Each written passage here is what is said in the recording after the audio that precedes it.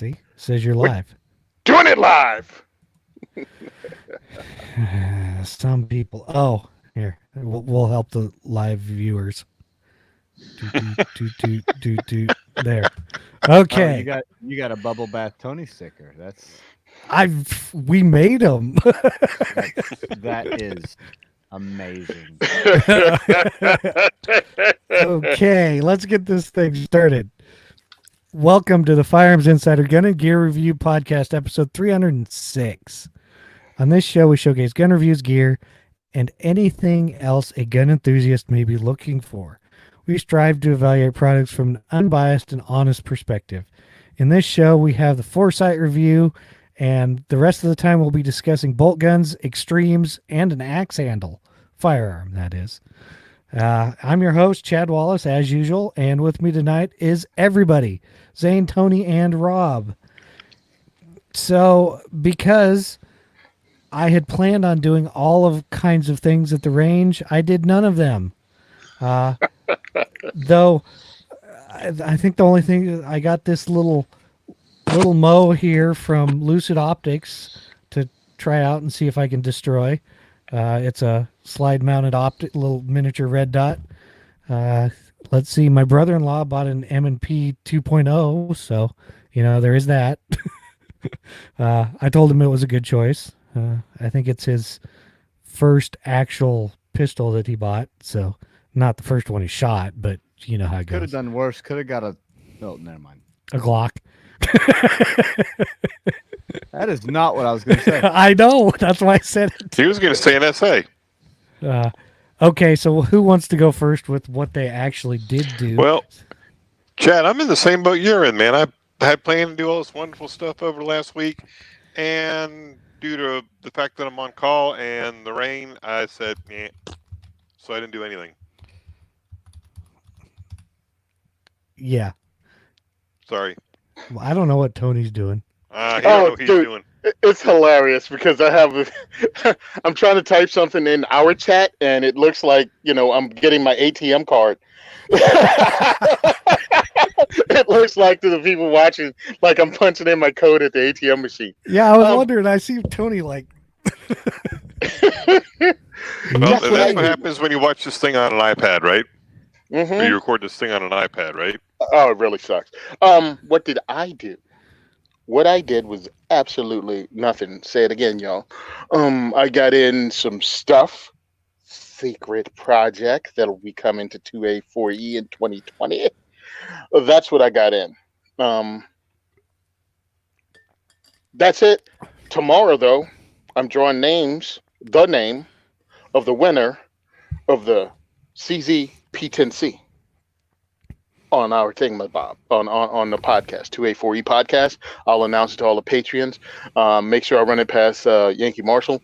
Let him know what's going on. And so patrons are going to hear it first. It's going to be on the 2A4E podcast and whatever Yankee wants to host and allows me to come on and say who the winner is. So that's happening tomorrow for New Year's Eve. But that's as gun stuff. I did none stuff. So that CZ, is that the pistol you tried to give away like 2 months ago?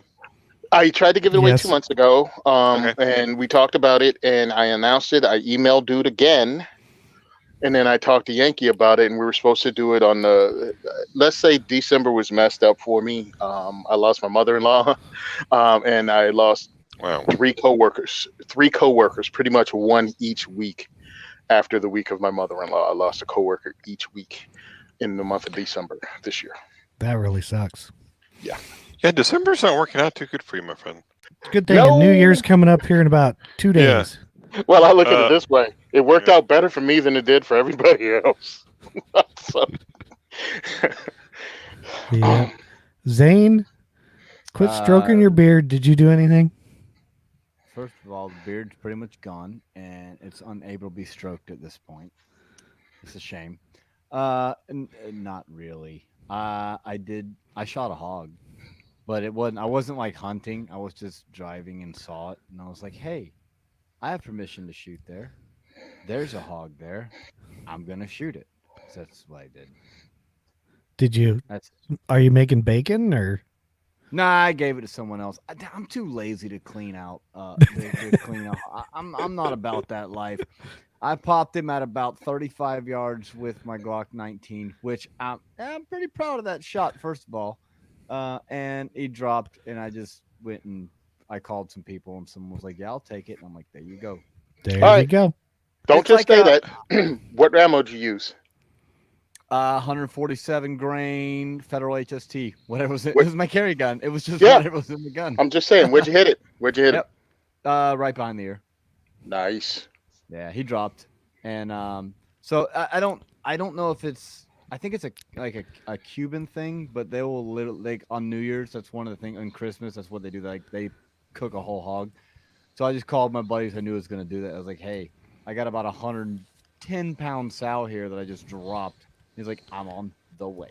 So worked out. Oh, the reason you do anything because it weighed as much as you do. Yeah, I mean, what was I supposed to do? Pick it up myself? Like, no. You're like, ha, got it. What am I gonna do with it? Yeah. No, I've had that problem a few times, like legitimately, because I mean, I've shot hogs that were 250, 300 pounds, and I'm like, huh, okay. And I'm like by myself, I'm like, I need to get this in the back of my truck. Well, this could be fun, and it just doesn't work. Nope. Yeah. That's kind of cool, though. Okay, so announcement time because all of us are going to have to quit the show or something because we don't seem to do anything in firearms anymore.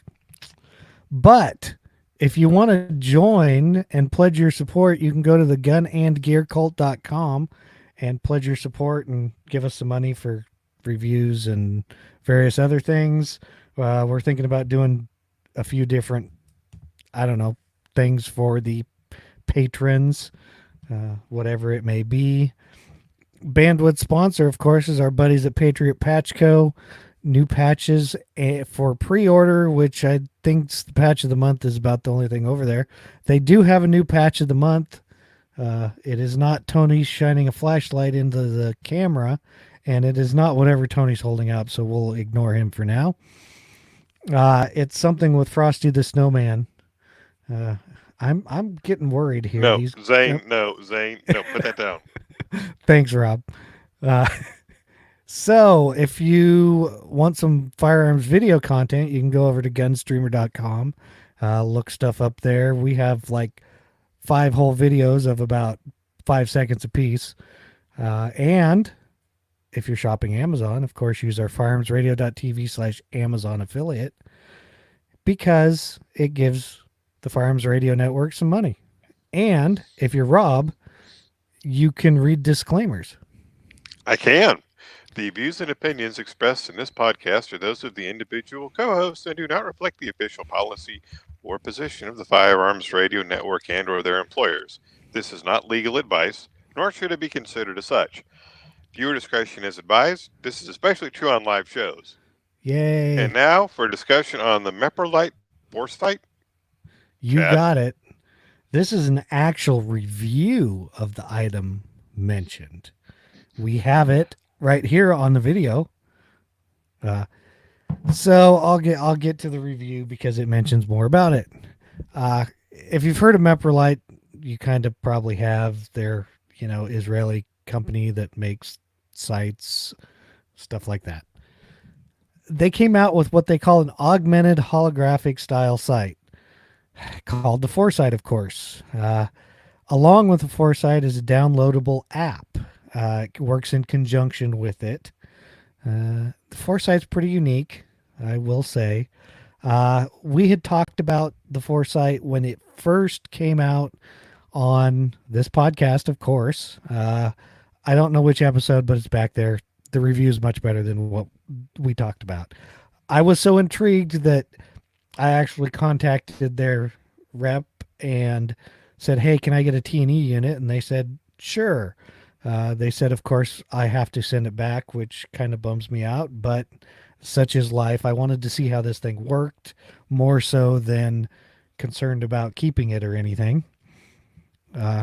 So it is a 1-power optic. It's not a small sight by any means. You can kind of look at pictures It comes in at 4.6 inches long and is 2.35 inches wide and 2.68 inches tall. Think like larger EOTech size if you kind of need a picture. It does, however, come with quick lever mounts built in. It also does not have a removable battery, but it is rechargeable. It comes with a connector and a USB-C cord. I plugged it into my phone charger, charged it up just fine. That was kind of nice. The viewing window is pretty large at 1.3 inches wide and basically 0.8 inches tall. It gives you a good sight picture.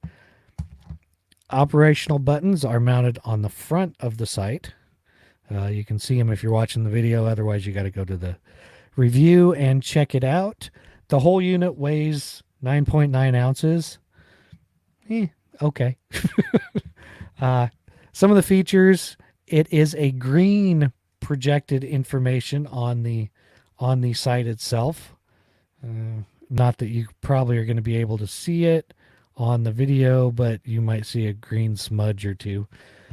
Go to the review. There's some shots there where you can actually see what's going on.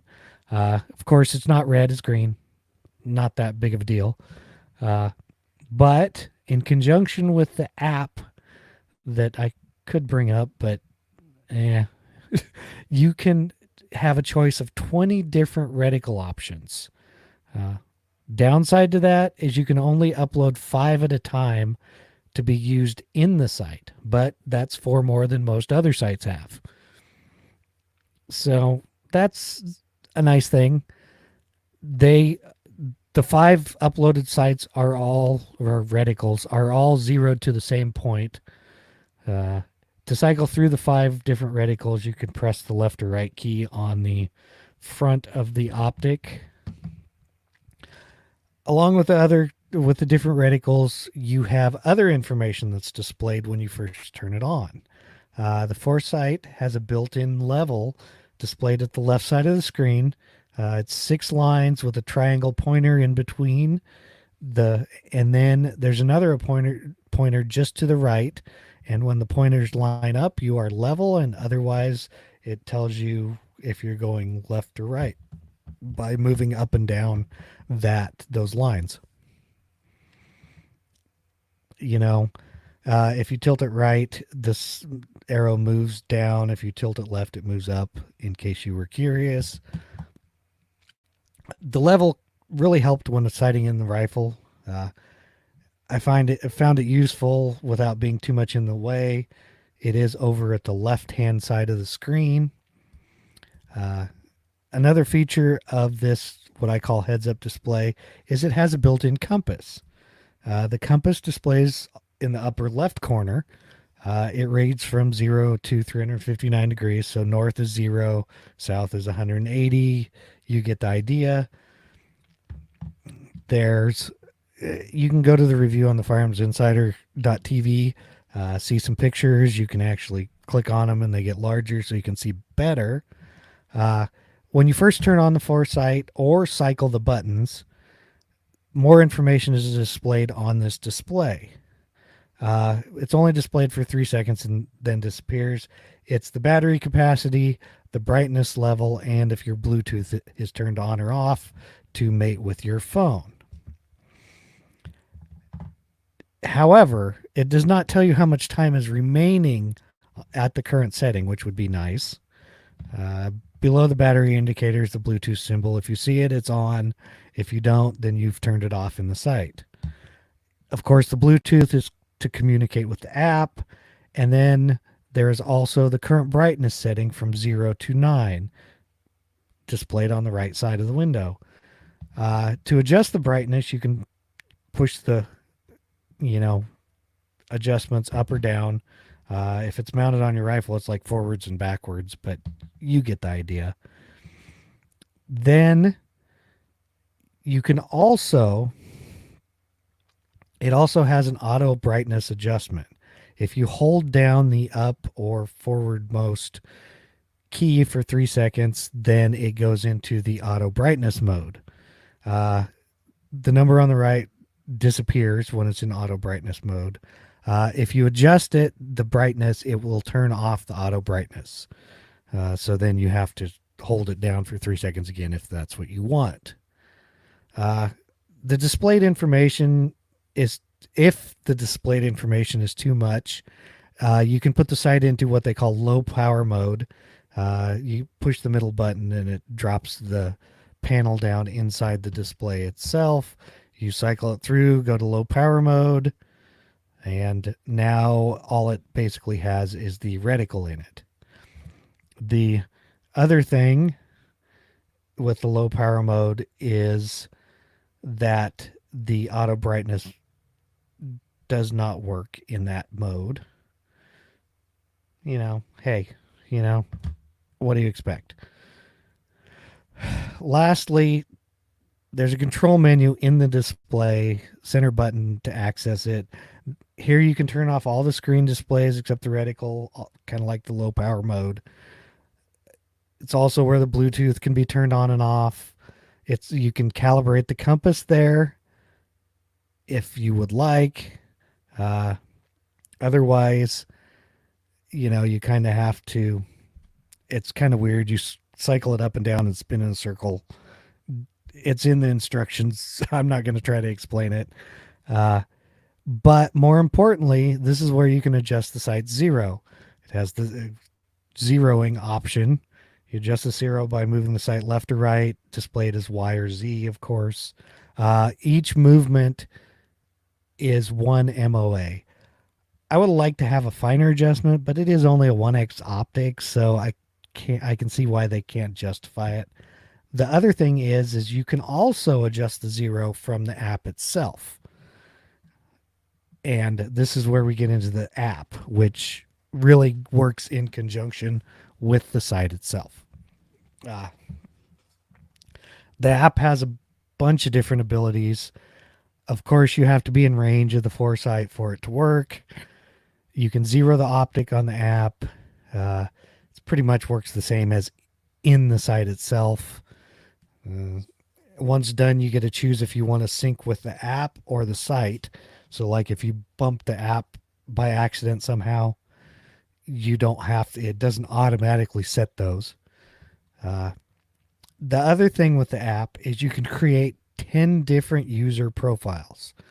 They can be different firearms, different shooters, all kinds of stuff. Each profile has its own individual zero and reticle choices. So if you take the Foresight off one firearm, install it on another, you can just click on that profile. It uploads the zero, the 5 reticles you've chosen for that, and you're good to go.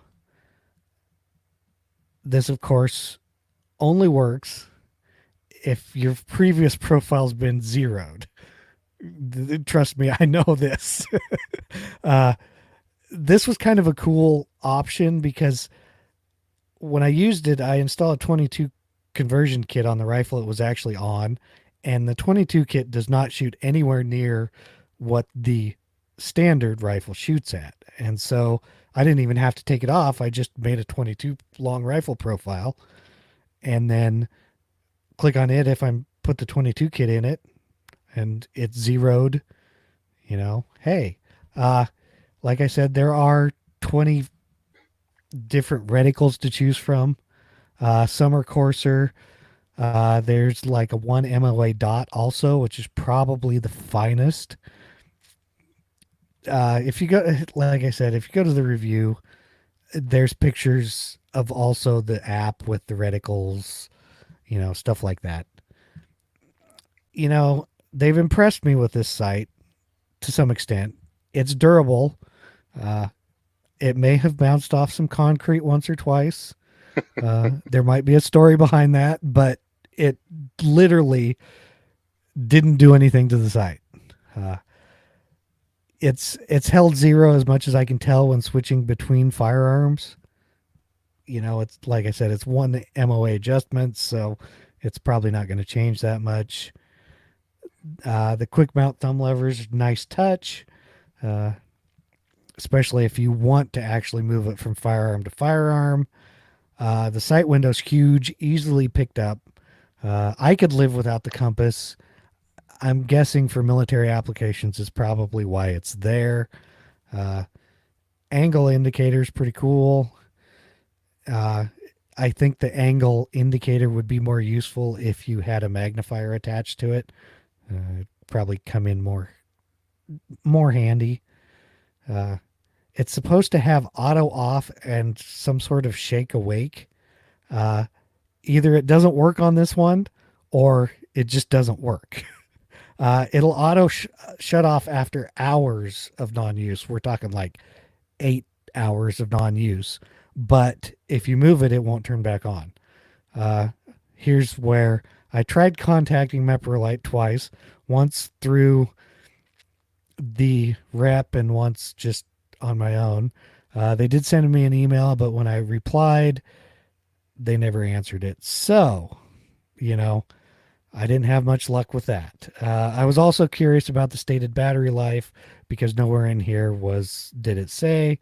So tech support's kind of nah on the Meprolite side.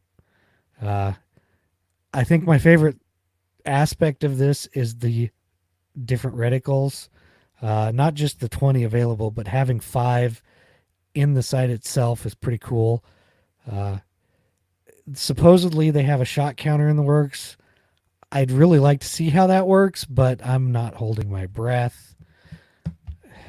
I would put this up against other 1X top tier optics. I think it would also look and function quite nicely on IWI products like a Tavor or something because, hey, you're geographically correct. It has worked extremely well for me. Look into it. I have astigmatism, so it is better than a standard red dot for me. So we'll get into the Firearms Insider 8 key points now. Claim to fame. Holographic augmented sight with different reticles, level indicator, auto brightness, different zeros, and an app. Wow, that was a lot. Target market, I put anyone wanting a feature-rich holographic sight. Features and benefits, the sight. We've gone through most of this. 1X. It's 33 by 20 millimeter window size. Up in there, we say. Went over the length, how much it weighs, the quick detach, holographic sight picture, the 5 presets, the compass, level, digital zeroing. There are literally no click adjustments. It's USB-C rechargeable. It's got the Bluetooth 10 brightness levels from can't see to super bright and the low power mode. The app, of course, has 20 different reticles, 10 different weapons profiles. You can also zero it, and you can then choose if you want the sight's data or the app's data in the sight. Of course, I couldn't find any other reviews on it. MSRP is $714. This is where you guys can keel over. Midway USA has it for $649, and that's one of the few places I actually found that has it. So if you need it now, you might as well go to Midway USA. Our rating, pros, the multiple reticles. Can't say much more about that. The level indicator, the auto brightness, the quick detach mount, the app profiles, the durability, the window size, and I put innovation in there because it's pretty innovative compared to others. The cons, price, of course. I think it's worth the price. It's just probably out of a lot of people's market for a 1X optic sight. Their tech support, of course, and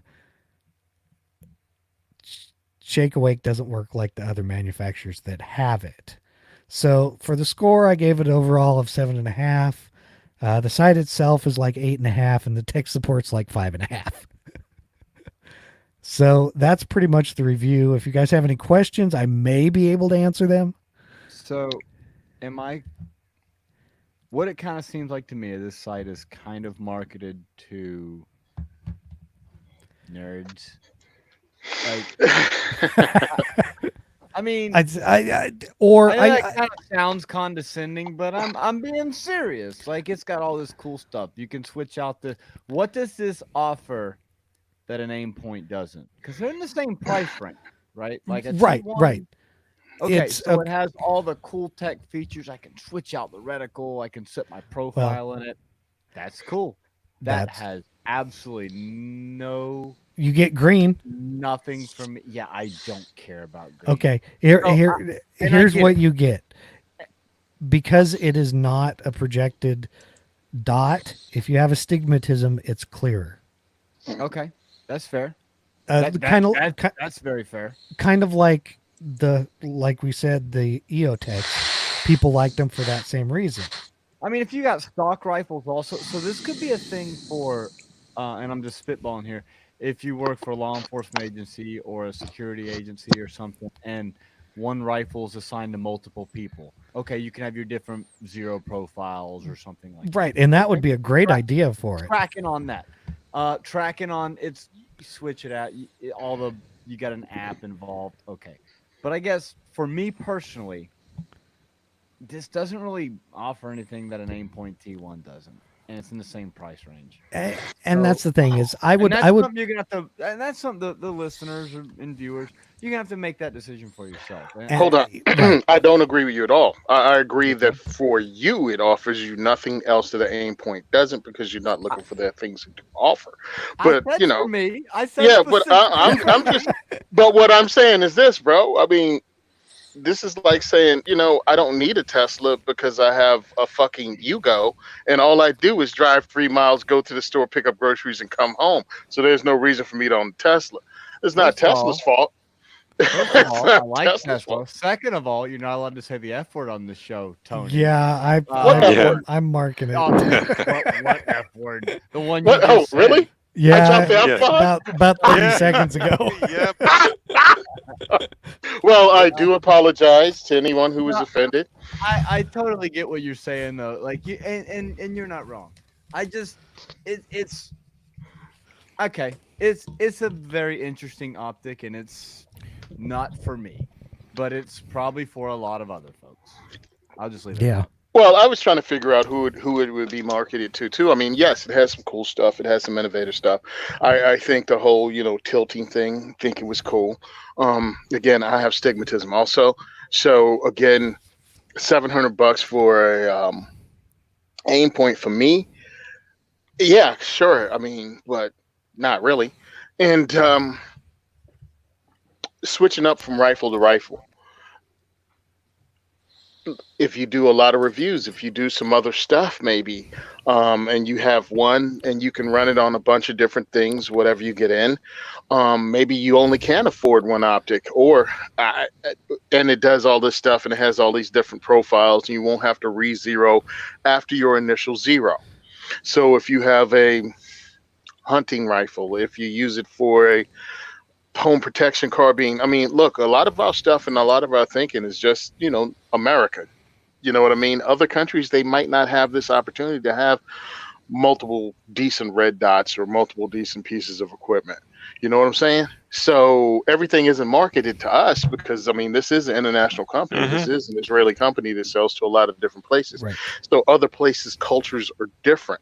For us, hey, it's a cool piece of gear, but we can afford to buy something else. I mean, I can put on 3 Holosuns for the price of one of these and have 3 different rifles equipped with this. I don't poo-poo it. I think it's really cool. I think it's innovative. I think maybe if it catches on, other people can probably do the same thing, and the price will eventually go down.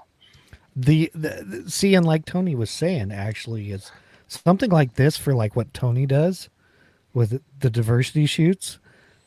He could, if he didn't, he could put, 10 different rifles, and it's like, oh, I'm going to take this one to the diversity shoot this day. But he can just throw the same sight on it. I'm not saying he would, but actually, that would help because sometimes, like again, I put it on this. All right, and then we shoot the other one. I'll bring the regular high point or something, or just a totally different rifle. I don't have to keep having optics for these different rifles if it has the profile. So boom, I don't know why doesn't have a quick attach on it, but whatever. Um, boom, pop it off, put it on should something else. definitely have a quick attach if that's one of It- its main features. Well, it kind of It does, does. doesn't it? It does. Two little flip Really? switches. Yeah. Oh, it did because I'm looking at the Yeah. picture. Now look at the picture about a third, right, the first Yeah. picture right at the top. It's got Yeah, a they're just profile little view. they're just little thumb levers. Yeah. I Oh, mentioned okay. that No, in I there. was actually looking at the other side. I'm sorry. Oh. I stand corrected. Yeah, no, Yeah. I was looking at the pictures from the other side of it. Oh yeah, where Well, I the mean, yeah, nut is. so Chad, Where did you the try? 20 is. Did you try zeroing this thing on different guns and switching it back and forth? I did. How did it work? It worked fine. And it's like I said, I mean, you're dealing with a 1 MOA optic adjustments. So, Oh wow. I mean, if you're a quarter MOA off, I'm not going to notice. Yeah, I You said mean, it's 1 MOA adjustments. Yes. not not half. or quarter. Right. I would have liked half. I even mentioned that. Geez, you guys should listen. I would, No, actually, I did listen. The only thing I missed, well, I think each one of us probably missed like one thing. That's the funny part about it. But I think another thing with the one-away adjustments is, again, cultural. Dude, we've gotten spoiled. You know what I'm saying? We've really gotten spoiled. And we used to quarter or half. I actually had a friend that said, I showed this to him. He actually had a different friend that was interested in getting one for his Tavor. And I showed it to him and he goes, that might be a decent like sight for like a squad automatic weapon or something in the military with the compass and stuff, because he's like, it's big enough that you can use it. And with the reticle options, you could just leave it on one of the, circle dots or something. I mean, they do No. have on some of those. Yeah. On those some of the Zane. 50s, they red got dots. ones that look like this that are like this big.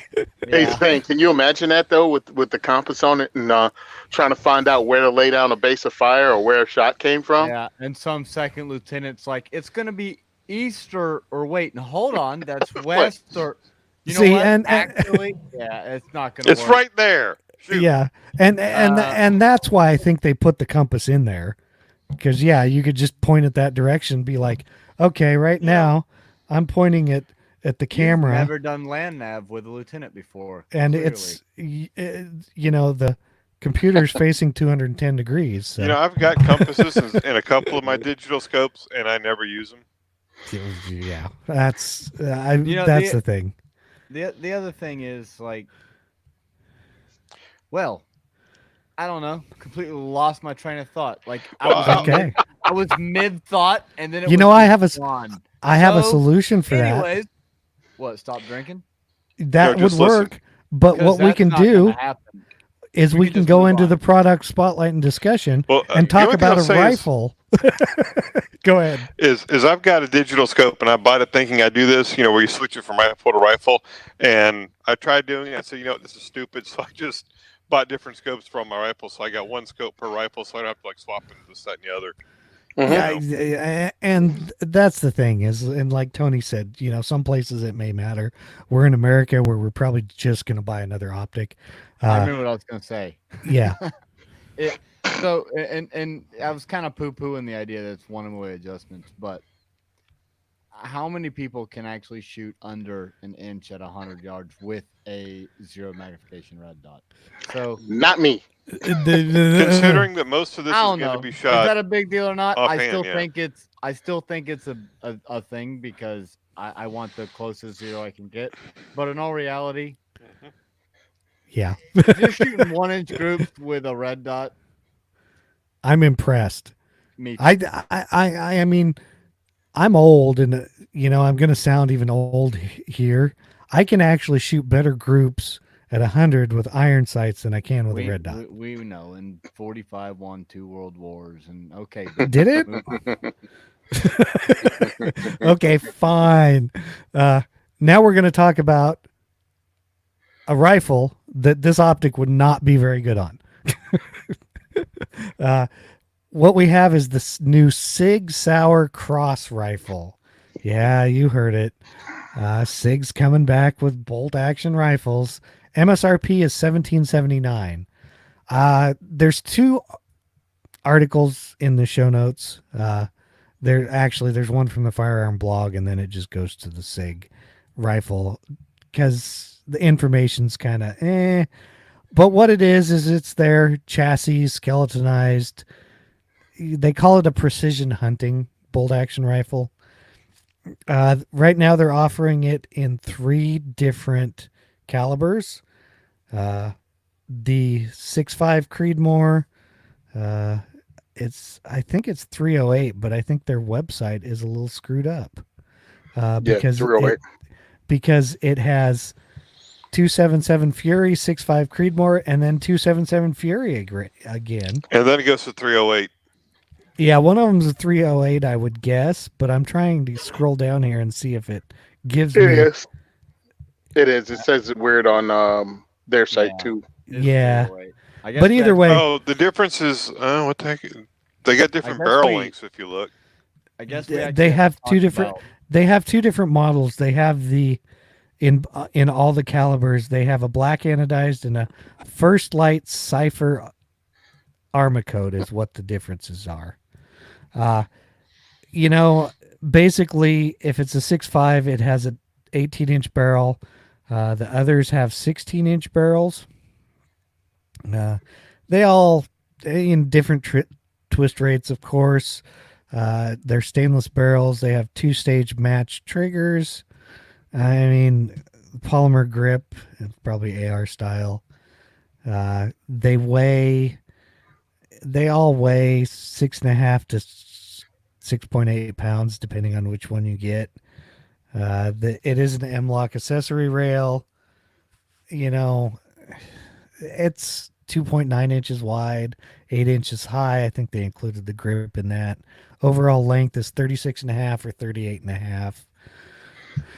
Basically, this is, as I heard it on another show, it's basically the Q rifle in black. But it does have the 3-lug bolt, so it's a 60-degree bolt throw. And let's see, it's got a folding collapsible stock. I'm sure I'm missing something. 1-piece receiver. It is 6.5 pounds. We already went over that, so it's light. We will go to the firearm blog article because it probably is going to tell us more. Yep. Which is why I put it in here. The folded length, I think, is one of the ones that was missing from the SIG website. Yeah, it is. The trigger is adjustable from 2.5 to 4 pounds. We already mentioned that. The rail is full length, replaceable pick rail, so you can mount optics direct. You can get a 20 or a 0. Let's see. The First Light is kind of a camo colored, kind of weird, but it's. It's not bad looking. Don't get me wrong there. Let's see. And it's like, what's up? What is this new caliber SIG just came out with that's There- be all like totally badass? Like, They've developed a new round. 277 something. Yeah. Yeah, they developed a Fury. new round for the military. And because this whole rifle was, I think, designed for the military tests, and this was their round, was the 277 Fury. I don't know if it'll catch on. I'm guessing they're gonna 6.5 Creedmoor is what they're gonna sell this rifle in. That's Absolutely. 6.5 And you or know maybe what? 308. No, Mhm. it's 6.5 and 308. Listen, everyone. So the 6.5 Creedmoor kind of took off, and kind of rightly so. I was very skeptical of it at first, but after looking at the ballistics of it and kind of rightly so, 6.5 took off. But I think everyone was like, "Ooh, we can make our own stuff and watch this." And it's like, bro, we got so many calibers out, and even the 6.5, in all reality, for most people, is not necessary. Like, it's a great caliber. Do not misunderstand what I'm saying. I just told my brother today, he wanted to buy a new hunting rifle. He's like, "What should I get?" I'm like, "You should get it in 6.5 Creedmoor." Right? So don't misunderstand what I'm saying. I don't dislike the caliber, but in all reality, like if you have a 270 or 30-06 or 308, you're not missing anything. Like for the majority of what people are going to do in this country. Now, that all that being said, I think a lot of people, a lot of companies are. It seems like we've seen so many like stupid calibers been released lately. Like there was all the Valkyrie 224 calibers. Valkyrie, There was 350 that Legend, one. Yeah, 350 it's Oh, Legend. like everyone's trying to like get the next cartridge that's gonna pop, and I just, the one thing is if you don't have commercial availability of your cartridge is going to die. Like that's just all there is to it. So if you don't have multiple ammo manufacturers making your cartridge for you, and I understand SIG makes ammo, they're an ammo manufacturer also, but I'm pretty sure they're the only ones making this cartridge. Right. Now, if That's Winchester gonna work. Federal start making this, Sure, then then maybe you got a like way better chance of it the getting out there. cartridge itself. Looking at the numbers of it, I'm like, that's pretty Yeah. cool. Well, Because all right. otherwise you'll wind up with a 5.7, where it's impossible to get the cartridge but once or twice a year. Or any number of cartridges that were 6.8 of SPC and all these other cartridges that came out that were this awesome new thing, and then now they're like, no. All right, Now- let me go ahead and say it. Dude, these people will say anything if you give them some new stuff and take them on a trip. All right, we're all going to act as if.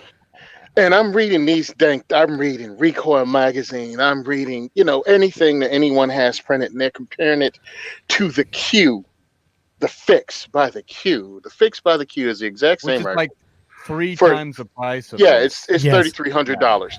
And I'm like, that's what you're comparing it to? So everybody just has amnesia when it comes to the Ruger Precision Rifle? Yeah, I've heard it compared to that too. It's a Ruger Precision Rifle with an 16 or an 18-inch barrel, and you can order those, by the way, and they all come in much less money than this. 277 Fury. Except 277 Fury, which you There ain't you gonna go. find anyway, except from SIG. So it's funny to me because I'm listening to this right now, like, oh, he can be both a precision rifle and a hunting rifle because it's so lightweight. Hey, Tony, What? I will mention that if you want this type of stock on your Ruger Precision Rifle, hmm it's going to take your Ruger Precision Rifle to a closer price of what this is. How's this? The reason there's a precision rifle and then there's hunting rifles is because no one needs that much precision that it brings to the table comparatively when you're Well, they're two hunting. different things. They're totally guns, different the missions. guns are not decided to do the same. Yeah. They're not designed to do the same thing. So Like- I'm reading this and I'm like, who the heck thinks a precision rifle and a hunting rifle are even the same thing or carry the same purpose? And then when I get down to MOA and they're like, oh, it's 1 inch, it's an inch. I'm like, you know what else is an inch MOA with a lot depending on the ammo you use? A Ruger American. Predator. Yeah. Yeah. For like $300, $400, and it's already a hunting rifle and it's already established, and you can get it in more calibers than this for less money. Oh, but it folds. Well, who's that short on length? I mean, what are you hunting in? A smart car? Maybe. I don't. Well, I mean, I don't disagree with you at all. I will say, like, I like that they're releasing it. I think it's cool. I can't remember when the last time I went hunting thing. and said, dang, I wish I could fold my stock over. Dude, it's hilarious. This is not a hunting. Let's not even kid ourselves. This is not for hunters, man. This is for someone who wants to get into precision, and that's cool, man. Precision rifle shooting's what's up. Here, I have two issues. The main, well, I kind of talked about introducing new calibers, but it's in 308 and 6.5 also, which I think are both fine calibers.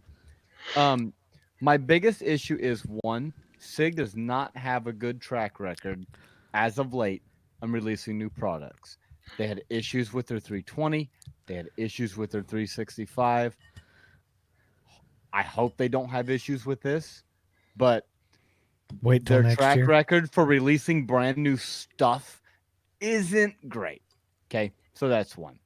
Two, this doesn't really offer much that I can't get. So for the price, like I'm trying to figure out how to word this and be diplomatic about it. Like if you're learning how to shoot precision, there are better options, I think. And if you're already pretty experienced in precision and you want to take your game to the next level, there are better options, I think. So I don't know where this gun falls. I don't dislike it, so don't misunderstand what I'm saying. I just don't like it, I guess. I'm looking at it this way because I don't have to like it or not like it. Great, it's a new product out. Great Sig's coming out with it. If they want to compete with the Q, go ahead. But with their 16 and 18-inch barrel, if you're getting into precision rifle, the reason you're getting into it, especially with 308s and 6.5s and things like that, and even the 6 Creed, is because you need that extra barrel length to build up the velocity because you're going longer distances. So having a 16-inch barrel is not advantageous to you if you're shooting longer distance precision rifle stuff. So that's not helping.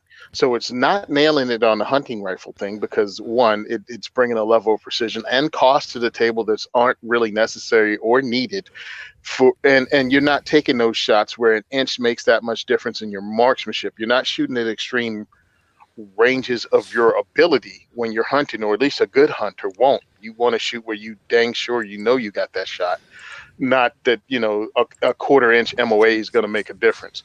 The other thing is the price. Again, for something a quarter of the price, and I'm talking just Ruger products, but you also have every other Savage, Tika. I mean, there's other stuff you can do in a hunting rifle zone for less money, better rifles. I mean, I think even this thing is up in the Webley. No, not Webley. Is it Webley? Weatherby. I'm sorry. It's in Weatherby prices when you come in and talking about, you know what I'm saying? So it's missing the hunting thing. It's missing the precision rifle thing. But hey, if you're a tactical Timmy and you want a SIG bolt action, more power to you. I'm not going to poo-poo on it, but I'm saying the two categories they say in all these articles they're aiming for, it's a swing and a miss. So I'd like to bring up something about hunting, and something that kind of pisses me off when I talk to people. And the hate mail should be sent to Contextual Defense and Consulting. Defense and Consulting. You can find me on Facebook and Instagram. No, so I was talking to my brother about this, and we were talking about hunting, and it's like, well, the gun's capable of this and this, that, and the other. And I'm like, you know what? Let's just be really honest. You I don't care how good of a shot you are when you're hunting. Without super specialized equipment, you're at 300 yards, right? Because even if you, the gun, the ammo, the optic, the combo of all that are capable of 2 minutes, which is very generous for most hunters out there, right? So if your gun, your optic, your ammo, everything, you're capable of a 2-minute shot. The kill zone on a deer is like 6 to 8 inches. So you can't take a shot past 300 yards because in perfect conditions, you don't screw up at all. You make a perfect shot. That is that's your margin of error. So I don't understand these people who are trying to like chase that 800, 900,000 yard hunting shot. It's like, stop doing that. Well, no, they're dudes that do extreme range hunting. A lot of sportsmen don't consider them sportsmen or hunters. I don't. Because again, you're taking iffy shots at animals. Yeah. And if you can't kill if you're not convinced you can kill an animal with the shot you're going to take, you can't take it. Like, I have a little bit of respect for all life. You know what I mean? Like, I hunt, obviously in the beginning of the show, I talked about I shot a hog. But man, like, people talk about hunting this, that, and the other. Dude, you're not taking shots past 300-400 yards. And that's a seasoned hunter isn't. I don't understand why people are marketing these long-range guns to hunters. Because they're not marketing, bro. Shooting long. They're not marketing to hunters. They're marketing to people that don't know any better. Hunters know And truthfully, it's Dude, also Hunter's regional. got a 1956 model Remington in 30-06, and they've killed 97 deer with it, and they're like, still Or works. or depends. Like that dude that hunts, that's his thing. He goes places. He goes to different areas. Like sometimes he hunts East Coast, West Coast. Middle of the country where you have much longer ranges. He has different guns and different setups for all of those, dude. And he is not looking for the latest freaking, what is it called? The 277 Fury. 277 Fury. He's not. And here's the thing about 6.5 Creedmoor. 6.5 Creedmoor was a target round that all of the gun mags drooled over, and eventually it became a hunting round. But 6.5 Swede has been out for over 100 years, dropping stuff around the world. 65 by 55. Yes, sir. So nothing's new except the names of some of this stuff. Nothing is groundbreaking. Nothing is new under the sun. The big Welcome thing about to Gun 6.5 Writers. Creedmoor, the big thing about 6.5 Creedmoor is that it holds its energy past 300. Mhm. So once you get past Oh. 300, it's going to hold more energy than 308 will. Most hunters aren't shooting past 300, like I talked about. And it's not ethical to in most cases because most hunters, like I said, I don't want to be a broken record, but gun, ammo, optic, combo, 2 MOA, that's pretty legit. Like if you can hold a 2 MOA group with your ammo and everything, that's not bad. That's not bad. I mean, I had a guy tell me, of course, well, it doesn't matter. Okay. Well, in that case, Well, I think it's funny on the SIG website. There's 2 reviews for this gun. One person labeled it a 5-star. I shot sub MOA smooth as silk. I want it. Another person 1 star. The 6.5 Creedmoor version has a 16-inch barrel. Poor design flaw considering the average barrel length is 20 to 22 inches. Neither one of them. SIG, Spoiler We'll alert: remedy this. neither one of them has actually ever shot the rifle. Bing, bing. it's one of those. It's funny. Dude, yeah. Would I use Okay. this if to you hunt? like it, No, get it. never. But if you're looking like, do I need this? No, you don't. Like that's Do just you really want all this? to it. Fine, go If you buy want it. it, get it. Buy it. If Mhm. if you're like, do I need this? No, you don't. Like I mean, that's whatever. Hey, that's kind of like this next pistol. Okay. Nice. You don't need it, but you might want it. Ah. Hey, I had to segue somewhere. That wasn't even a segue. That was Wait a that was minute. Kool-Aid Man coming through your living room wall.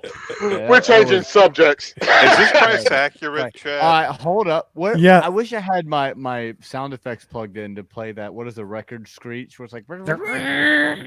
Yeah. Ah. I was getting tired of the same stuff. Okay. So, what we have next up is the EAA Witness Stock 3 Extreme. Yes, the price is right at $22.96. Yeah. It's more than the SIG Cross. Okay, here we go. This is exactly. Now, I do like the EAA Witnesses, and some of their pistols are well worth the money you pay. I don't know about this one, but this is their latest, basically competition legal ready pistol. You can get it in 9mm or 40 Smith & Wesson.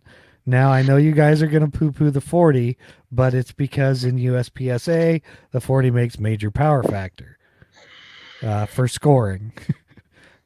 It says it's double action, but it's double action, single action. The stock 3 Extreme has a 4 3/4 inch barrel, holds 17 rounds of 9, 14 of 40. It's 8 inches long, 5 inches tall. Is it offered in 357 SIG though? No, because it's not. Is Maybe the new it caliber of could choice be. for professionals for yeeting on terrorists. It could be. Maybe they want to offer it in like, what caliber is 40? 10mm. Maybe they want to Yeah. offer it in the new caliber, the Witness 910. No, Which is like 357 SIG is the new caliber. Everybody knows. And so, it's got a full length dust cover with a rail. It still is your CZ75 style inside, the frame mounted slide. It does have full adjustable sights, big beaver tail. You know, Mm. I saw the press release for this and I was like, okay, I'm going to put it in here because I like Witness pistols. I actually have an original one, just an EAA Witness, and I like it. And hence why I like CZ75s. But I think this is a little extreme. Yes, I did. I said it. But hey, to each their own. I don't even. It's 2.85 pounds. If I didn't mention it, I don't even know what else I can really say about this. I don't think people. I think people are going to buy the CZ over this person. Okay, I got something to say. They out they mind. There you go. Yeah. Okay, so I'm looking at this, right, and I'm going over it, and I'm trying to find out why. Oh, and by the way, yes, I like CZs. This is a CZ75 original, not even a B. I like CZs. So I'm on CZ's page right now looking at their CZ Shadow 2 Orange. Yeah. This is their competition, all the And bells they have a blue one. and whistles. I'm looking at the CZ Shadow 2 Orange.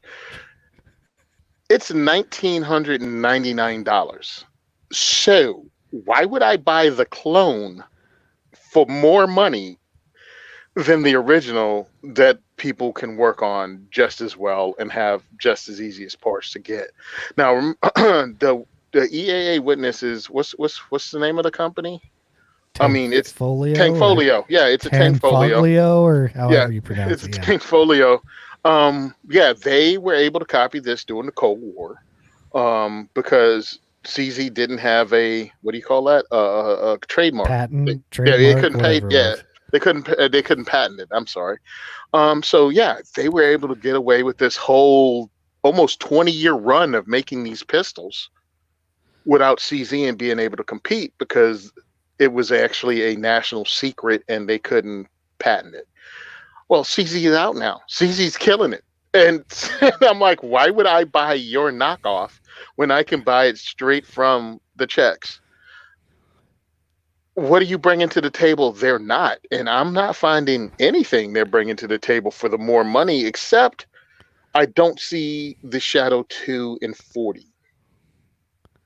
Yeah. I see it in 9mm. I don't see it in 40. Dude, if it's not 357 SIG, no one cares because that's how you yeet terrorists. Nobody's gonna yeet. Nobody's yeeting terrorists with a freaking No. 3-pound pistol. First of all, that's where you're wrong. Secondly, continue. So I'm looking through it and I'm like, I'm trying to find their competition pistols in 40. Oh, here we go. Accu Shadow. Now here is their big mama. Wow. The Accu Shadow MSRP is only $2,138. Yep. And that's from CZ Custom Shop. So I mean, you're pretty much. These pistols are comparable. I'm with you. I personally would buy the CZ.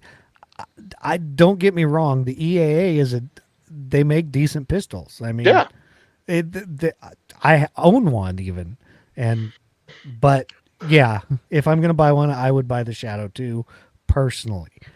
Now, if they were both sitting there and the EAA was a couple $100 cheaper and I was say I'm going to buy one of these today, I would probably buy the EAA if it was a couple $100 cheaper. Same price, I'm probably buying the CZ. Now, when I'm going through everything, really what it comes down to for me with CZs, and it's killing me, is magazine price.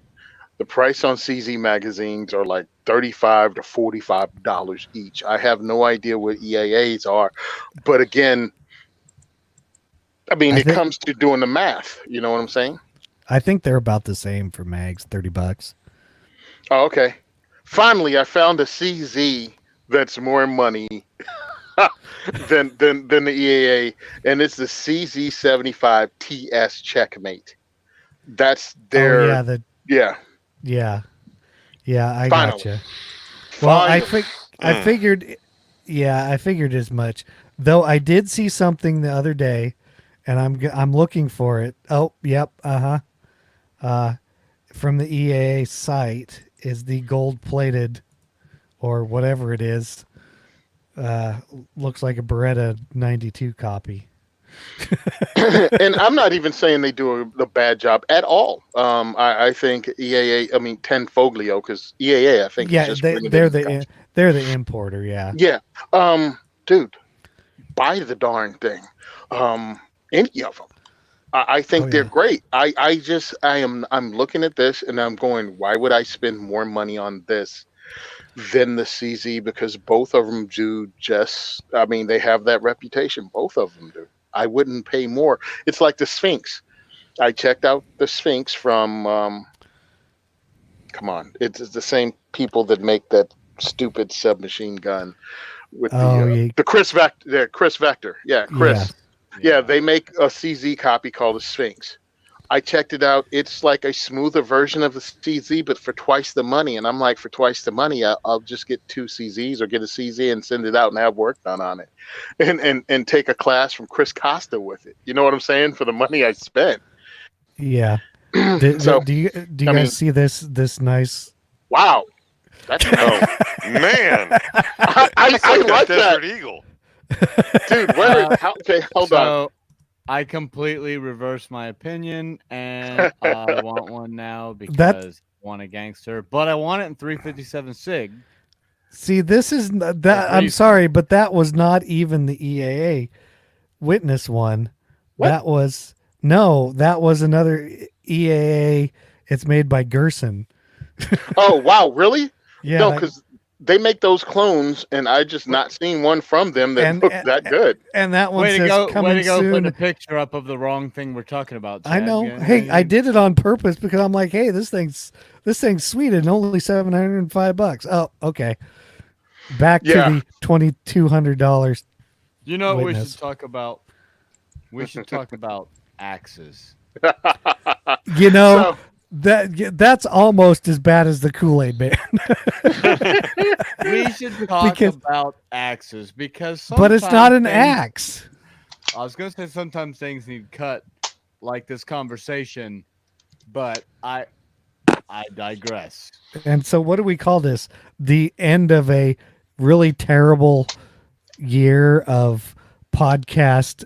Dude, that was the Segues? best I could come up with. Shenanigans. That's okay. We need to move on. So, like he was saying, Henry, Tony's buddies, have come up with a 410 lever action shotgun called the Axe.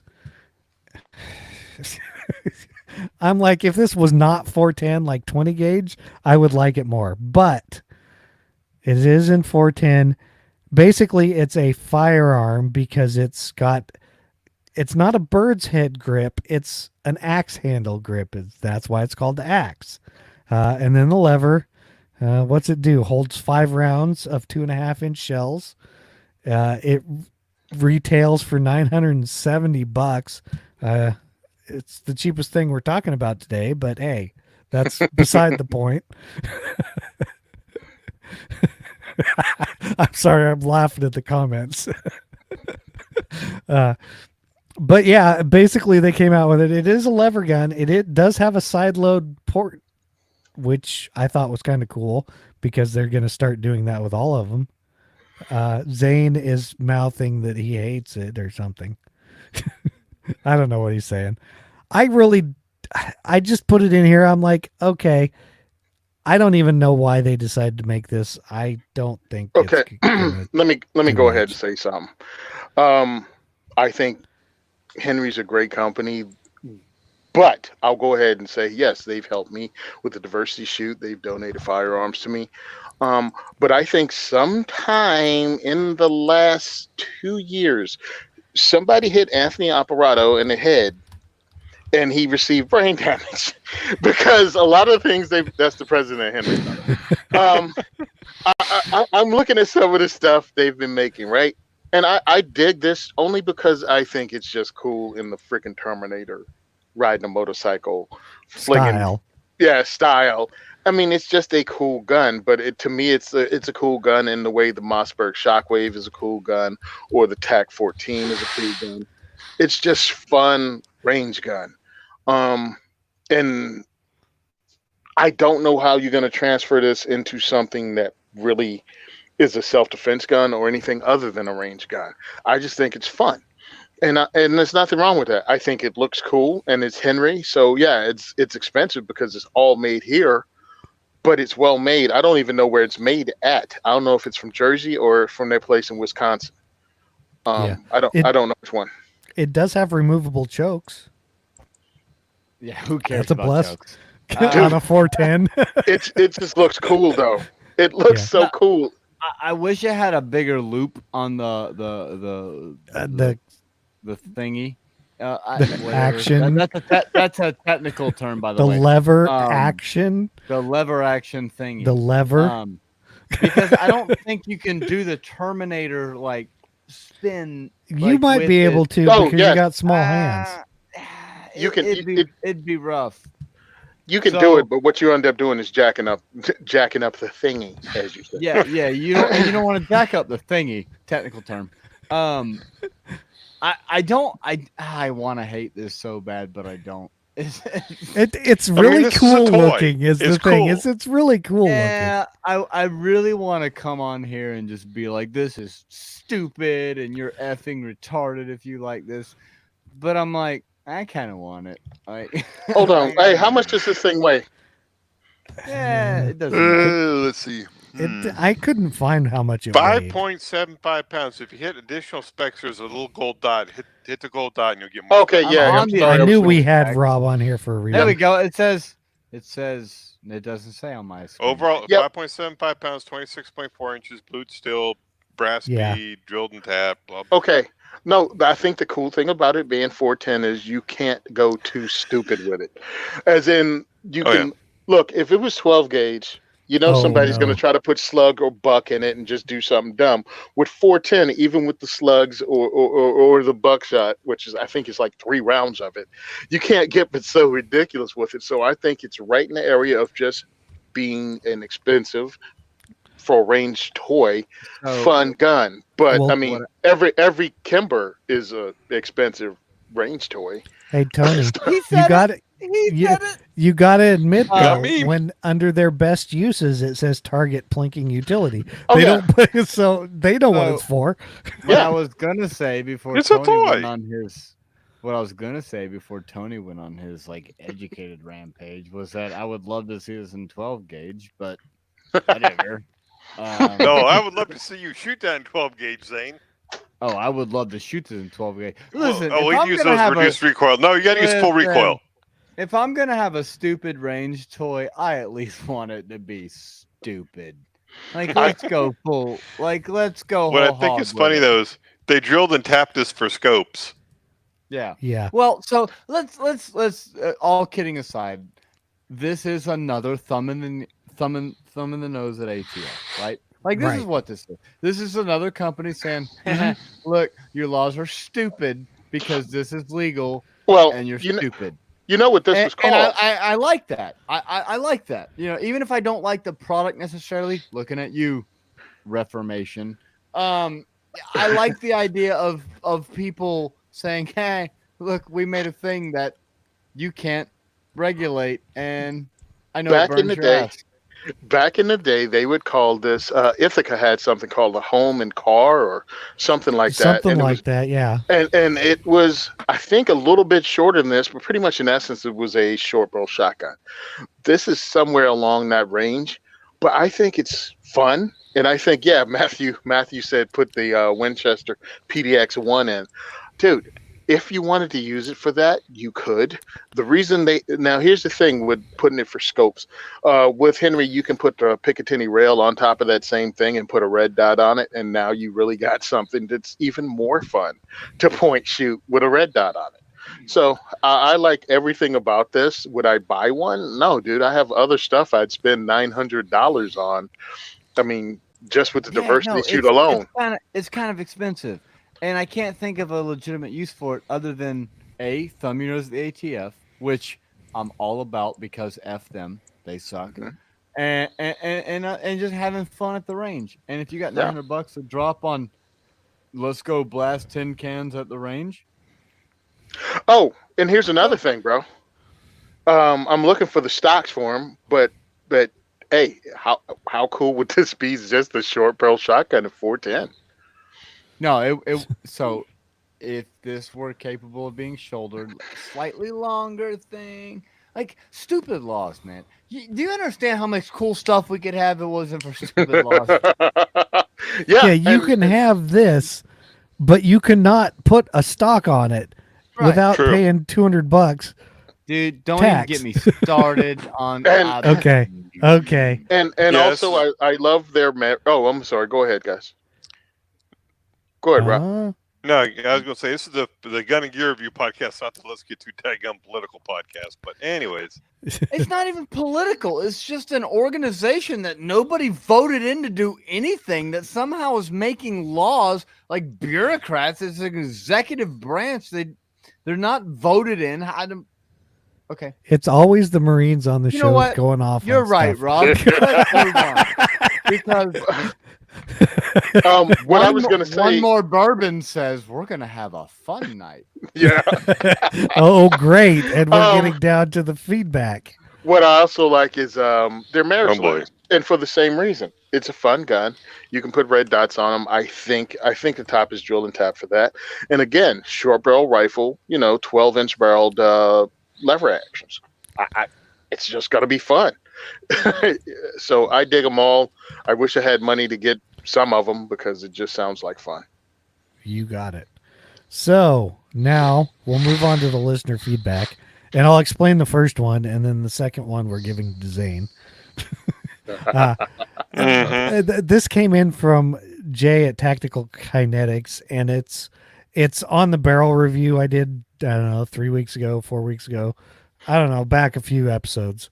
And we had a few questions that, the guys and I were asking. And he said, because I didn't know what kind of target crown it had on it, it has an 11-degree target crown. It's up to about 3/8 diameter. It just recesses the face, it's barely noticeable, but it's there. And I had also talked about the gas ports, saying they did their research and stuff. And it says they developed the gas ports for each barrel. They consider them with their standard platform. That particular one has a nominal aperture size of 0.063 inches. And then we had talked about the barrel extensions. It said they install them to 150 foot-pounds of torque using an impact driver and then a torque wrench to get to final spec. Unless you're one of the gorillas who used to tear apart the Samsonite luggage on their commercials, you should have no issues with the barrel extension coming loose with our barrels. That final spec was 150 foot-pounds because you totally skipped over that. I said that, didn't I? Yeah, Yeah. I thought. I thought I did. I don't think he said it. I He don't think says said it. 150 foot-pounds of torque using an impact driver and then a torque wrench to get to the final spec. Mm.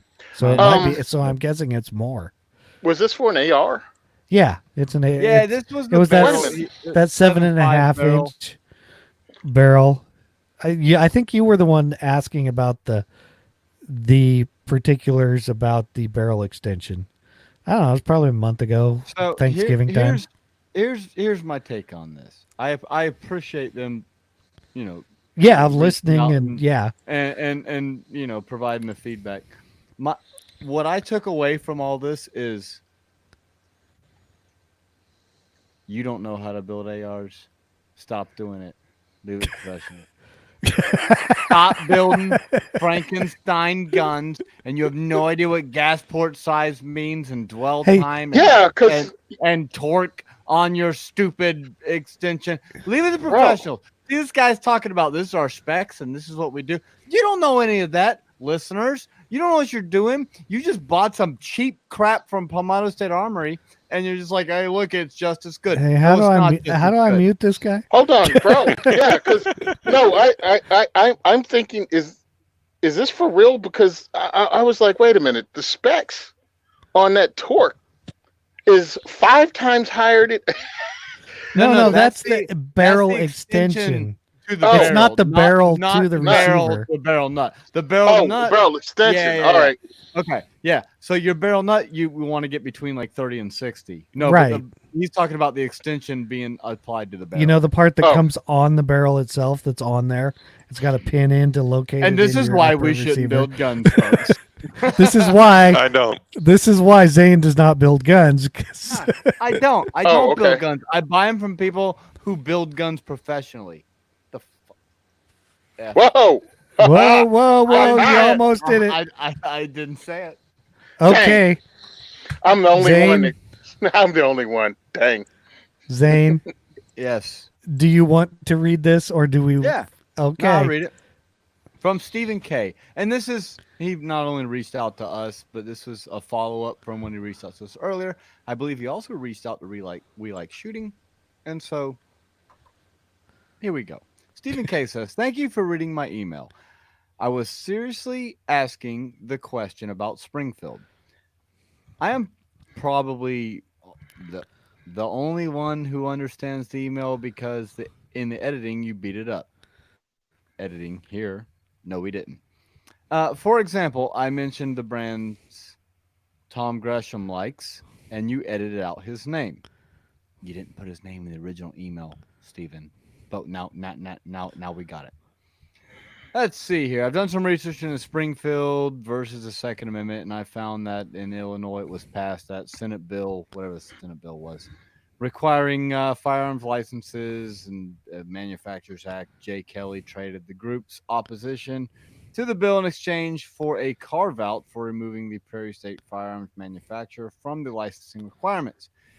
Now, note that Springfield and Rock River Arms are members of the IFMA.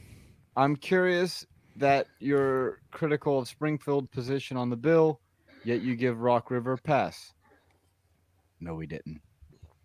I also want to point out that outside you have harder time translating, making restrictive, unconstitutional. Yeah, I'm sorry about that. Unconstitutional bill to try to not loosen business in the home state, not lack the support of the Second Amendment, confusion in communication, why they have changed from opposed to.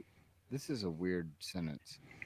Opposed to neutral on the bill does not indicate lack of support for the Second Amendment. I don't know what that means, fella.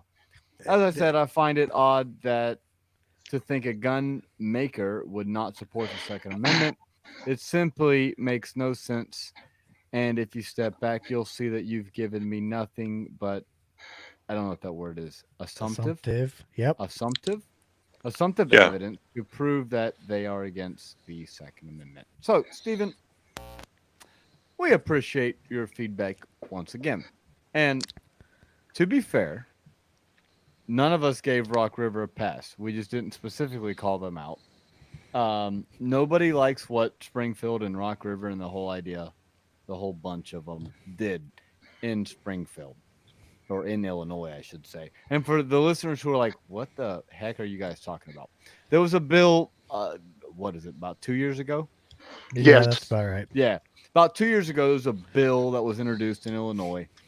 And it was basically going to screw manufacturers and dealers. And, FFLs, yeah. And FFLs in general. And Springfield and Rock River basically kind of were against it until they were given a carve out. Like, listen, it won't affect you. It'll just affect everybody else. And so then they were like, okay, we're totally cool with it. And again, the views and opinions expressed and whatever, but this is just how I saw the situation. Okay.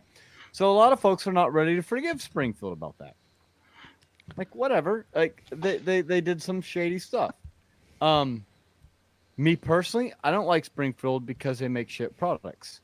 Like, Oh, that's great. just- Yeah, you said it. oh, they make crap products. We'll just pretend like that didn't happen. Yeah, sure, no problem. Just breeze right over it. Tony said the F word earlier. It's cool. Oh, sure. Blame Tony. It's whatever. This is the Zane Reviews Guns Drunk yeah. podcast. So I don't like Springfield because they make crap products. All right, and maybe the new Hellcat is good. I don't know. Wait and I've see. heard reviews that it's not, but I'm still the jury's still out on it. Whatever. I'm not a fan of Springfield. I never have been. As for Tom Gresham, you brought him up specifically.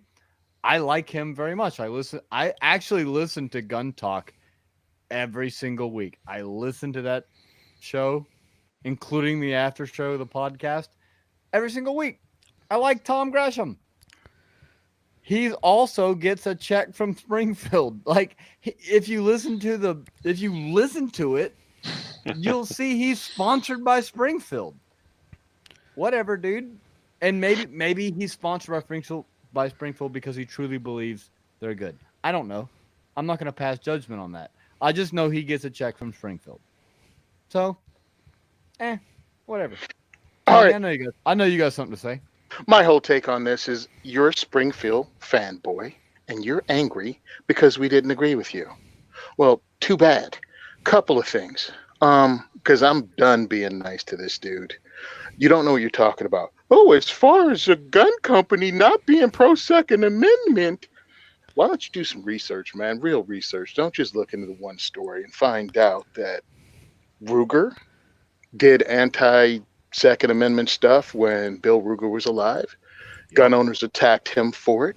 Smith & Wesson did anti-gun stuff, and gun owners attacked them for it. Recently, Benchmade did anti-Second Amendment stuff. Gun owners attacked them for it. Surefire, even though it's a flashlight company, works with all kinds of weapon lights and everything, and gave $10,000 to Dianne Feinstein and her campaign. Arguably, Daniel's Defense, who I'm a fan of, and that one's still kind of arguable, but arguably.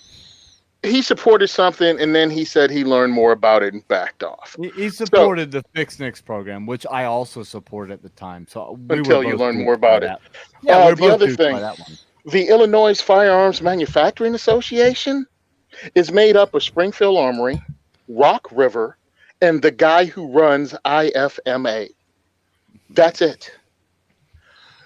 The more you know, the more you see it was stinky, and that's the reason the entire gun industry made a fuss about it. It's died down, and then people like you come along who just dig Springfield and want to back them up. Dude, buy every gun they have. I'm just not going to. The other thing is, like you talk about with Ruger and Smith & Wesson, Bill Ruger is dead. Bill Ruger hated silencers, and Ruger makes silencers now, right? And that company anything has over 10-round mags. Yeah, Bill Ruger didn't think civilians needed 10-round magazines. Bill Ruger is dead. That company is not run by the same people. Same thing with Smith & Wesson. When Smith & Wesson did their nonsense back in the 80s, they're not run by the same people anymore. Springfield has not had a change of anything since this happened. And I think that's important to point out. Now, we've said this over and over. We've explained it. I think this is like the fourth show, 2 just for Steve K. But I clarify continually why I personally do not like Springfield's politics. I give my history with Springfield. Heck, a friend of mine is Rob Pincus, and he's supported by Springfield and sponsored by Springfield. It doesn't make me not be friends with him. So I have no idea why you want to hold on to this, but go ahead, bro, and spend money. And hold on a second. I forgot. Tony's got a Springfield hat on. I put on my Springfield Armory hat just for you. Hat on. Because this is what happened when I brought this Springfield gear to my diversity shoots after this happened. People asked me to stop bringing it. Gun owners that own Springfield Armory products were like, you know what, dude, look, we support your Second Amendment advocacy, but we're not going to support Springfield Armory. And many of them said, we don't even want to win their gear. So that's how some gun owners feel about Springfield Armory. You can feel any way you want. You asked for our opinion. You asked for why I said what I said. I gave it to you. And then I said, Hellcat, check it out. It sounds like it's good on paper. Hopefully it works out well. I don't wish them ill. I just don't wish to ever do business with them. And I hope they straighten up, fly right, and prove themselves pro Second Amendment more so than they did when they tried to cut themselves out of exemptions and allow gun laws to pass that would have destroyed other Second Amendment businesses. I agree wholeheartedly. I wish the XD line of guns didn't suck. Like, I wish the Saint didn't suck. I hope the Hellcat doesn't suck. Like, I want more competition in this. I think it's great. I mean, the more people who are offering good, stuff to compete with each other, the better we are all off. Like, everyone doesn't have to have a Glock. But that being said, Springfield doesn't have the greatest track record. And whatever. Yeah, I think I'm gonna just pass on this, and we're gonna go into Tony's Come on, diversity Chad. shoot. Tell us what you think about Springfield, Chad. Oh, you want you, Springfield? Let's see. I don't like their politics. I don't like some of their guns. Their guns were better in the 80s and 90s. Dude, Yeah. I think Springfield kind of honestly was probably a lot better way back in the day. I don't know because I'm too young to know way back in the day. I think they were. And, all you guys are older than me. So, but like, I feel like Springfield's kind of on that same track of like Kimber and Remington. It's like at one time they were good, but And we're not saying they can't be again. sure, get your crap together and make good products. Hey, listen, my whole thing was the Second Amendment stance. Some people don't like, hey, listen, man, I want every company to work out, especially if they're pro Second Amendment. And even if I disagree with these dudes, I don't wish their business bad. I will not spend my money with them. Nope, me neither. And one thing they have going for them that some other companies like Dick's don't is these guys are still making guns. It's not like other companies that are like, oh yeah, well, we're just not going to sell these kind of guns. No, we're not going to sell any guns. Well, you don't actually manufacture anything. These guys are still helping the American gun owner out by making these, as opposed to now, yes, I will agree, I don't like their politics because it kind of sounds like they were trying to, them and Rock River trying to get a monopoly on the manufacturers, their carve out. Dude, but it's not even, they still make guns. I'll be honest with you. It's not even politics, or it's not even like, oh, they're anti-Second Amendment. They're not anti-Second Amendment. It's not. It wasn't even about politics. It was about they saw a business opportunity to make themselves a monopoly in the state. They were like, oh, look, we can make it to where the only ones allowed to sell guns in this state. And that's messed up. So that's messed up. Whatever. Okay. My biggest problem with Springfield is their guns are trash. Sorry. I said it. Well, Okay. we know you think that way, and that's why we're hoping that more of them aren't. But Stephen, we appreciate your continued feedback. We really do. And we're not like sitting here trying to dogpile on you. But Yeah, No, that's the thing is when we meet Steven, talk we'll about- probably say hi. yeah, oh yeah, dude, I'll have a drink with you at NRAM in where is it? It's in Kentucky. Louisville Nashville. or somewhere. Yeah. Nashville. Yeah. Nashville. Yeah, dude, Nashville. we will have a drink. I'll buy you a drink, bro. It's cool. But yeah, it's just a thing that I don't know, man. Like it gets us all riled up. Again, Okay. I'll go ahead and say if you want to check somebody else, Matthew Dropco just dropped this one off. AK Operators Union actually was talking about this at the time. You're gonna have to look at something besides one article, and the only reason I'm saying you looked at one is because that's the only thing you referenced. You only referenced one incident. So anyway, I'm going to talk about something else. I'm not going to talk about a diversity shoot because I had something happen to a friend of mine on the day after Christmas. My friend Clem took his own life. He was someone I work with at the prison. I think he had 29 years in as a corrections officer. He was one of those guys that got things done that you could go to that helps out, that cracks jokes, that is there all the time for anyone. and he'd been there, done that, and he also knew how to talk to everyone in the chain of command because of the length of time he'd been in. I think I was one of the last ones to find out that day, the day after Christmas. I found out at the end of the shift.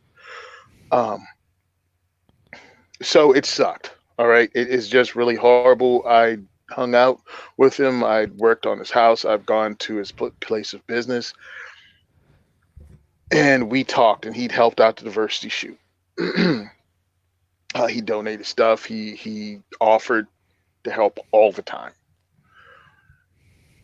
and no one saw it coming. There was no conversation. There was no giving away a bunch of stuff. I mean, just all the signs that people tell you to look out for, or at least what I often hear. I didn't see it. So what I'm saying is holidays are a rough time for a bunch of people. I don't know why he did what he did. Being a United States Marine, they used to tell us all the time overseas, keep your eyes on your buddies because usually around the holidays, especially Christmas, Thanksgiving, New Year's, a lot of people would just get depressed. They'd get that call from home about the girlfriend, wife, whatever. And it was just higher rates of suicides at that time. Clem's, his son found him. His son found him. He took his own life. And it's upsetting and it's hurtful. I posted about it the other day because it took like 4 days, I think, for me to even figure out how to communicate with people about it and how I felt. And I'll go ahead and admit right now, I'm angry at my friend because he took his life and he could have talked to somebody about it. And any of us would have helped, any of our friends would have helped. But there are places out there that can help. Even if you don't want to talk to a friend, you can please call the suicide hotline at 1 800 273 8255. 1 800 273 8255 is a suicide hotline. And there's places out there if you are feeling depressed and you're in a dark place and you own firearms, you can contact holdmyguns.org. My friend Sarah runs that. And they allow you to they can contact you with a FFL that will hold your gun for you. You can turn it over into their name, and just get the guns away from you. You don't have to give them to an uncle or somebody that will do something crazy who you don't trust with them. Like they'll turn it over to the police and give your guns away. Just get them away from you. Hold my guns, and also Walk the Talk America. Another friend of mine, walktalkamerica.org. These organizations are set up to help gun owners out. We need help, man. Everybody need help. You don't have to tell anybody around you. You can call the suicide hotline. You can contact Hold My Guns. They can get your guns away from you, and you can handle this with professional help. You don't have to tell everybody your business because I think that's what causes a lot of this. So in the show notes, we have links to all of these, the phone number to suicide hotline, Walk Talk America's website link, and Hold My Guns, man. Listen, thank you all. If you want to find out about diversity shoot, just go to our website. I'm going to talk to Artisan Tony and see if he can put some links to some of this stuff up just for people that need help, and just leave it as part of our page because I've dealt with this while I was in the Marine Corps. I've had coworkers that have tried and not succeeded, and this is the first time I had someone that I'm close to that was a friend of mine take his own life, and it's upsetting. So it's upsetting. We miss him. Actually, things changed at work. The day after he was gone, people did nothing but hug each other and talk about it. And I'm talking about over 700 uniformed officers asking each other if they're all right and checking in with each other. You have no idea the impact you have on other people's lives, man. And suicide is a permanent solution to a temporary problem. Please reach out, get help. Thank you. No, And you know, man, I've had in the last couple months there were two dudes that I served with in the Marine Corps who took their own lives. And yeah, man, just reach out to someone. Dude, call. Listen, you may think nobody cares, but just open up your phone and call someone that you were if you were in the service with, or you work with, or just a friend. Trust me, everybody would rather you be here than not. All right, hold on. Let me go ahead and throw something out there. This is not going to be the suicide talk, but I want to help with the information I was given by other friends. A lot of jobs are full of backstabbing a-holes. And so maybe if you feel something at work has pushed you to the edge and you're afraid to talk about somebody or talk about this to somebody because you think it'll work its way back, because truly that's how I felt in the military. If you told anybody that you were having any kind of feelings, dude, it would get back so fast you'd find yourself somewhere and it would be on your record. Call the suicide hotline. They do not know you. It makes no difference. Talk about your problems. They don't need to know the intricate whatevers. You know what I'm saying? Just call and talk to someone to get you out of that dark place. You don't have to talk to friends or coworkers. Just get help. I don't, dude. I don't want anybody going through the feelings I'm feeling for the loss of my friend right now. I can't even look at my own posts because his picture's in it. It does. I can't No, look at the bro. post. I can't even look at the post, man, because every time I see it, I realize he's gone. I can't talk to him. Can't joke with him. Can't even freaking yell at him for leaving us. I know, dude. We got All you. right. I love you all, guys. Everything Thank people you. expect. Hey, all I can say is thank you, Tony. I know this is hard on you, and I know you said this was going to be hard, but putting this stuff out there for other people is probably the best thing you can do. It's important. I mean, it's important, man. If people people want you here. I don't care how much you think nobody wants you here and how bad you think life is. There's somebody who wants you here. Reach out, man, to Yep. somebody. Call me. Whatever. I'm Yeah, okay. I think I'll anybody talk to you. anybody on the show. I mean, if you want to get a hold of us, really, because of I'm something like super that, easy to get a hold of. And if you call me out, even if you like call me on Facebook, I'll answer. right? And that's the thing is Probably gonna ask what you want, but I'll talk to you. Like seriously, exactly, like, man, we want you here, all of you, exactly. everyone. So now I'm going to get into the wrap up, so we can get ourselves out of here. And to make Tony feel better, if you saw his post earlier, Tony and I, we have some of the unmarked stickers, but we're having marked stickers of Tony in the bubble bath that we will have at SHOT Show to give out. And if you want to hear the backstory, ask us at SHOT Show, and I'll tell you the backstory. Oh, Yeah, Oh. that might be TMI. no, it's not. No, it's safe. In something totally irrelevant, I'll be on This Week in Guns this week. So listen up. I'll be Yeah. Again? Yeah. What are you? Who's? He's famous. He has stickers. Okay, so send questions, comments, or feedback to gungearreview@gmail.com. Go pledge some support for us at gunandgearcult.com. Remember to subscribe and leave us an iTunes review. Also, check out the other great shows on the Firearms Radio Network. Visit the Firearms Insider for reviews. Check us out on Facebook and the Grams at Firearms Insider. And of course, thank you for listening to the largest pound for pound podcast on the network. And we are out. Bye, guys. Happy New Year. I was gonna say, do we still do Bye Felicia or is No, where you we're not been? doing that anymore? No. Happy All New right, Year's. I didn't think we did it anymore. This is why people should join the cult so they can Yeah, I know this stuff. be preview to